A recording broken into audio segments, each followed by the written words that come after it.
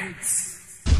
Lagi kong naaalala mga pagdi nating pangarap na magkasabay nating aabutin ng mga ulam. Ngunit sa isang iglap ay bigla ka nang naglaho na wala na ang lahat ng pangarap. Biglang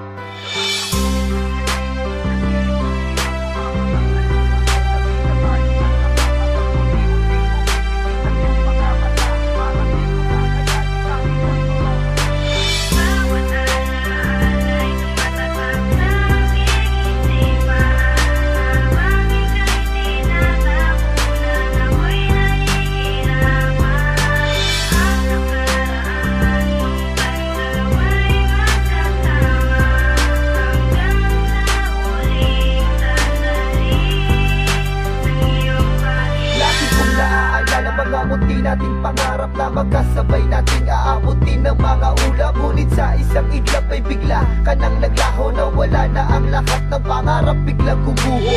Napakasakit sa akin na tanggapin na wala ka na ngayon. Di ko na makakapiling ang aking kapatid na tinuring na kaibigan. Utol ko kung tawagin sa kulitan at asaran. Wala na akong pagsasabihan ng aking mga problema. Di na rin kita makakasabay kumain sa mesa. Nasaan na ang bunso na tumatawag sa'kin na kuya? Mamimiss ko ang lahat ng iyong mga alaala na iniwan mo sa amin nung nabubuhay ka pa. Ilang taon mo rin akong ginabayan, pinasaya. Kung nasaan ka man ngayon, lagi mong tandaan, ikaw ang magandang alaala na di ko malilimutan. Bawat alaala ay tumatatak sa aking isipan. Habang ika'y tinatapunan, ako'y nahihirapan.